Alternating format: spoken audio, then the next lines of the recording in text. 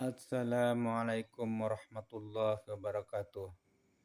Bismillahirrahmanirrahim. Alhamdulillahirabbil alamin wassalatu wassalamu ala asyrafil anbiya wal mursalin sayyidina maulana Muhammad wa ala alihi washabihi ajmain. Allahumma shalli ala sayyidina Muhammadin al-fatihi lima ghulika wal khatim lima sabaq nasiril haqqi bil haqqi wal hadi ila siratikal mustaqim wa ala alihi haqqa qadrihi wa miqdarihil azim. Amma ba'd. Alhamdulillah, puji syukur kita tujukan kehadirat Allah Subhanahu wa taala.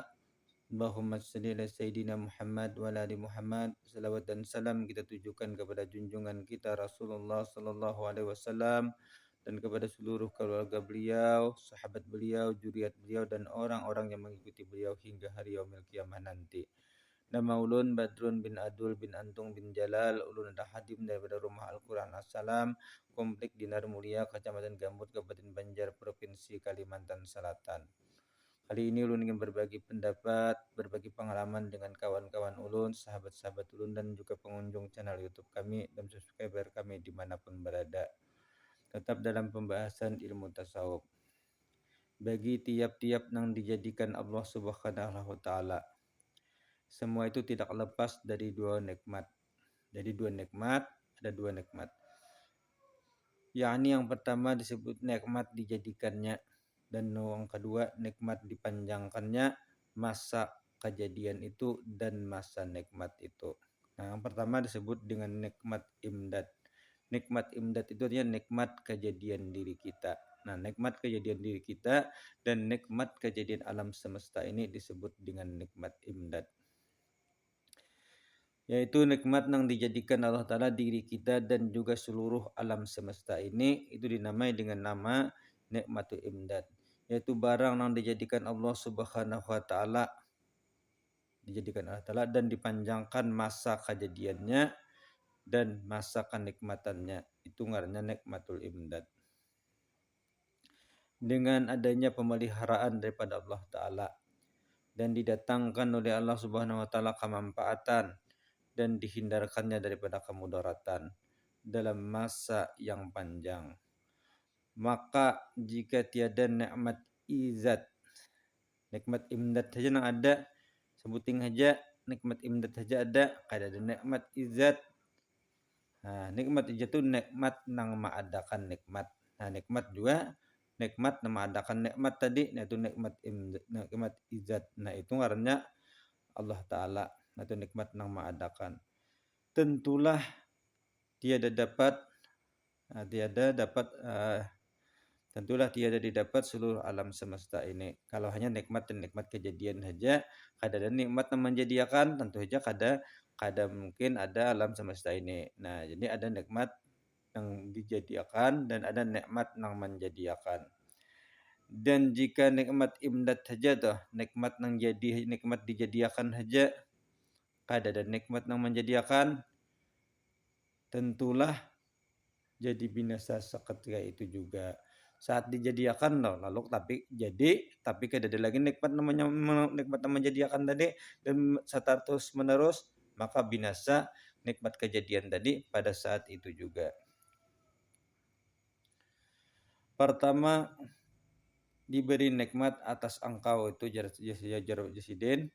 Yang pertama diberi nikmat atas dirimu, atas engkau, ialah nikmat diadakannya diri engkau. Nikmat kita nih dijadikan Tuhan, itu adalah nikmat yang pertama.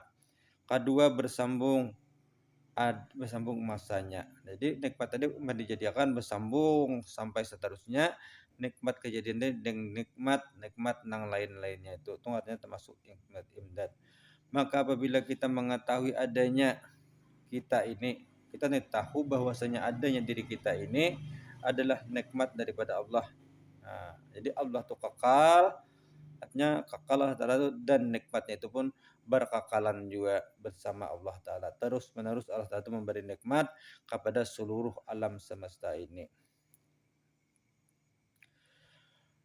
Maka dari itu yakinlah kita bahwasanya kita ini dan seluruh alam semesta ini tidak ada tempat berhajat melainkan hanya kepada Allah. Dialah Allah yang maha kaya daripada segala-galanya. Nah, jadi karena Allah tadi adalah pemberi nikmat, Sedangkan kita ini adalah penikmat. Nah, nikmat kejadian kita dan nikmat ng segala kemanfaatan daun kita, nikmat kita dipelihara daripada segala kemudaratan, itu adalah nikmat. Dan sedangkan Allah adalah orang yang mengadakan nikmat. Nah, jadi kalaunya Allah kadang mengadakan nikmat, yang sudah diadakannya tadi binasa pada ketika itu juga. Maka berhajatlah engkau kepada Allah, dan hajat kepada Allah itu adalah pokok atau asal. Jadi pokok hidup kita ini berhajat kepada Allah. Itu ibaratnya modal utama kita berhajat dengan segala-galanya, sebab nikmat kejadian kita itu daripada Allah. Allah nikmat kejadian kita itu daripada Allah, karena Allah yang mengadakan nikmat dan yang mengadakan diri kita. Sedangkan diri kita itu adalah kejadian kita, terjadinya kita, terciptanya kita, itu adalah sebuah kenikmatan. Dan mendatangkanlah Allah Ta'ala tadi bermacam-macam sabab. Datangkan Allah Ta'ala bermacam-macam sabab itu sebagai peringatan bagi kita. Nah, dengan barang yang samar atas diri kita daripada kita berhajat. Nah, jadi kita ini didatangkan macam-macam dari Allah Subhanahu wa taala, tapi kita saya datang tuh samar. Arti samar tuh kada jelas kita melihatnya. Kenapa? Karena kita kada mengetahuinya daripada apa yang kita hajatakan. Datang tarus artinya Allah Ta'ala menurunkan tarus apa yang kita hajatakan ini, tapi samar itu artinya kada nampak bagi kita karena kita kada mengetahuinya. Dan berhajat pokok itu tiada menghilangkan akan dia oleh mendatangkan dengan disebut sekalian alam ini. Dan kita berhajat pokok kepada Allah Ta'ala, dan Allah Ta'ala mendatangkan tarus apa yang disebut nikmat tadi atas sekalian alam ini. Dan mereka berhajat kepada asalnya, yaitu Allah Subhanahu wa taala. Berhajat dijadikan dan kekal. Jadi ada juga orang ini hendak mah dijadikan itu hendak kekal. Kisahnya tuh, maka Allah Ta'ala memberi peringatan. Nah, jadi manusia itu dijadikan, diberikan nikmatan, lalu ibaratkan itu hendak belelawasan. Itu aja hendak belelawasan. Lalu Allah Ta'ala berikan peringatan kepada hamba-hambanya, yaitu didatangkan bermacam-macam sebab dan bermacam-macam perkara yang mengarasi atas hamba itu. Artinya mengarasi itu apa ya? Yang itu mengarasi supaya tegas lawan hamba-hamba ini. Seperti didatangkannya lapar, haus, sakit, dan yang lain-lain.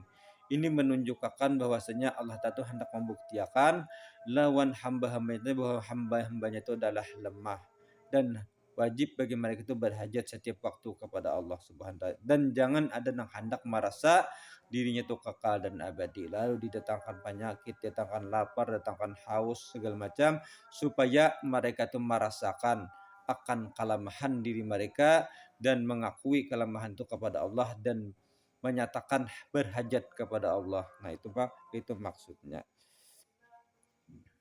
Didatangkan perkara pulang kemuliaan. Nah, ada orang yang didatangkan yang lain barangnya. Tadi didatangkan tentang kisahnya penyakit, lapar, haus, macam-macam. Ini didatangkan kemuliaan. Nah, jadi orang sugih, jadi orang alim, jadi pejabat, didatangkan tuh nikmat juga. Tapi datangnya tadudi. Nah, lawas sudah kita dijadikan Tuhan, lawas sudah diberi nikmat yang bermanfaat, lawas sudah kita dihindarkan dari segala mudarat, dari didatangkan pulang nikmat biasa seperti kemuliaan, nikmat juga kemuliaan tadi. Jadi orang alim dimuliakan, jadi orang sugih dimuliakan segala macam. Itu adalah juga sebuah peringatan lawan kita. Seperti jadi orang sugih, seperti jadi orang berpengetahuan, seperti orang berpangkat, semua itu adalah nikmat yang diberikan Allah Subhanahu wa taala. Tujuannya supaya mereka itu ingat dengan Allah Ta'ala. Semua adalah perkara-perkara yang mendatang tadudi. Jadi semua itu datang tadudi aja. Nah, kayak jabatan datang juga nikmat itu, tapi datangnya badudi. Nah, kayak alim segala macam datang badudi. Dan dia tidak merubah nang asalnya. Nah, jadi nang asalnya tetap aja kejadian kita kayak itu juga. Yang datang tuh hanya sekadar tambahannya aja. Sebaik-baik waktumu ialah, nah, sebaik-baik waktu kita ialah waktu yang kita miliki. Itu sebaik-baik waktu yang kita miliki. Dan di dalam kepakiran. Nah, jadi bila kita memiliki waktu dan waktu kita itu dalam kepakiran dan dalam kehinaan. Itulah sebaik-baik waktu bagi kita, bahwa kita sebaik-baiknya dalam kepakiran dan kehinaan di hadapan Allah Subhanahu wa taala, agar kita mati dalam kepakiran dan dalam kehinaan menghadap Allah. Karena itu adalah sifat kita sebagai hamba. Nah, jadi bila kita sudah merasakan bahwa kita adalah orang yang berhajat kepada Allah setiap waktu, dan kita merasakan kepakiran di hadapan Allah Ta'ala, dan kita merasakan kehinaan di hadapan Allah Ta'ala, itulah karena sifat kita sebagai hamba, dan kita mati dalam keadaan sifat itu berarti kita mati dalam keadaan hamba Allah. Inilah sekiranya yang saya sampaikan dalam video kali ini. Kurang lebihnya ulun mohon maaf. Wabillahi taufiq wal hidayah. Wassalamualaikum warahmatullahi wabarakatuh.